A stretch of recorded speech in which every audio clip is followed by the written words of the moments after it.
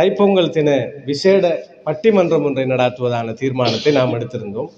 அந்த அடிப்படையில் முதலிலே தைப்பொங்கலை கொண்டாடிய இன்று மாட்டுப்பொங்கல், காணும் பொங்கல், 3 பொங்கல் இருக்கிறது. உங்கள் எல்லோருக்கும் என்னுடைய தைப்பொங்கல் வாழ்த்துக்களை நான் மீண்டும் ஒரு முறை தெரிவித்துக் கொள்கிறேன். இன்றைய இந்த நிகழ்வில் என்ன தலைப்படுத்த எப்படி பேசுவது என்று தீர்மானித்த போது பல விடயங்களையும் பேசியிருக்க முடியும். குடும்பத்தில் சந்தோஷத்தை தருவது கணவனா மனைவியா என்று பேசியிருக்கலாம்.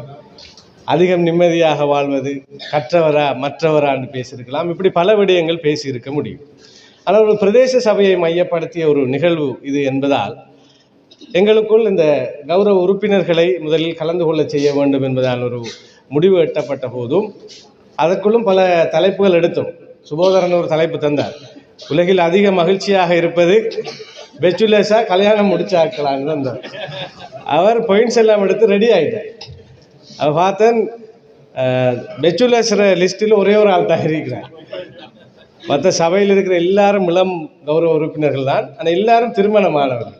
அவர் மட்டும் பெச்சுலராக இருக்கிறதால அந்த தலைப்பு சரி வர மாட்டார் என்று யோசித்து வேறு எப்படி நாங்கள் பேசலாம் என்ற போது ஒரு கூட்டு பொறுப்போடு ஒரு பொறுப்புடைமையோடு ஒரு தலைப்பு எடுக்கலாம் என்று யோசித்த சமயத்தில் தான் இந்த ஒரு யோசனை வந்தது. அதாவது மக்கள் பணியாற்றுவதில் அதிகம் சிரமங்களை எதிர்கொள்வது அரசியல்வாதியா அதிகாரிகளா என்பதான ஒரு தலைப்பு வந்தது. இப்போ மக்கள் பணி என்றால் சிரமம் தானா என்ற முதலாவது ஒரு கேள்வி வரும். அது முக்கியமான ஒரு கேள்வி. மக்கள் பணி சுகம்தான். அதை செய்வதற்காக எல்லோரும் பிரயாசைப்பட்டு செயலாற்றுகிறோம். அது அதிகாரிகளாக இருந்தாலும் சரி, அரசியல்வாதியாக இருந்தாலும் சரி. மக்கள் பணியை சுகமென நினைத்தவர்கள் தான் அரசியலுக்குள் வருகிறார்கள்.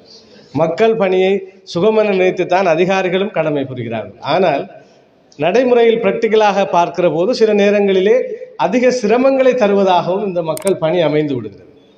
இந்த பணியை யார் அதிக சிரமத்தை எதிர்கொள்கிறார்கள் என்கின்ற அடிப்படையிலான இந்த தலைப்பு, இந்த மக்கள் பணியில் எத்தகைய சிரமங்கள் இருக்கின்றன, இதில் மக்களின் பங்கு என்ன, அரசியல்வாதிகளின் பங்கு என்னவாக இருக்கிறது, அதிகாரிகளினுடைய பங்கு என்னவாக இருக்கிறது, இதை எப்படி நாங்கள் இன்னும் மேம்படுத்தலாம் என்பதான ஒரு பொது கருத்தை கொண்டு வருவதற்கு இந்த தலைப்பு காரணமாக அமையும் என்ற அடிப்படையில் இந்த தலைப்பு தெரிவு செய்யப்பட்டிருக்கிறது. கைகளில் 2 மைக் இருக்கிற மாதிரி எனக்கு பக்கத்தில் 2 குழு இப்போ இருக்கிறாங்க. சரி, இந்த தலைப்பில் நீங்கள் யார் அப்படின்ற ஒரு கேள்வி வரலாம். இப்போ எங்களோட பிரதம அதிதி எடுத்துக்கொண்டா கூட அவர் 2லேயும் அனுபவம் உள்ள ஒரு ஆள் தான். அவர் சேர்மனாக இருந்திருக்கிறார். அதே போல் காரியாலயத்தில் வந்து பணிபுரிஞ்சிருக்கிறார். இப்போ பொலிட்டீஷியனாக இருக்கிறார். என்ன எடுத்துக்கொண்டாலும் இந்த பிரதேச சபையினுடைய சேர்மன் பொறுப்பு என்பது கிட்டத்தட்ட ஒரு அரசியல்வாதியாகவும் அதிகாரியாகவும் இருக்கிற ஒரு பொறுப்பு தான். இப்போ நீங்கள் டிஎஸ் ஆஃபீஸர் எடுத்துக்கிட்டிங்கன்னா அங்கே இருப்பவர் அதிகாரி தான். அல்லது வேறு எந்த காரியாலயங்கள் எடுத்தாலும் அதிகாரி தான் அங்கே பொஸ்ஸாக இருப்பார். ஆனால் பிரதேச சபை என்கிற போது அங்கே அதிகாரியாகவும் அரசியல்வாதியாகவும் பணிபுரிய வேண்டிய பொறுப்பு இந்த சேர்மனுக்கு இருக்கு. அப்போ இந்த தலைப்புக்கு நாம் நடுநிலை வைக்கலாம், 2 பக்கமாகவும் நாம் இருக்கிறோம்ங்கிறதால நடுநிலை வைக்கலாம் என்று யோசித்தேன். சரி, நடுநிலை வைக்கிறோம்.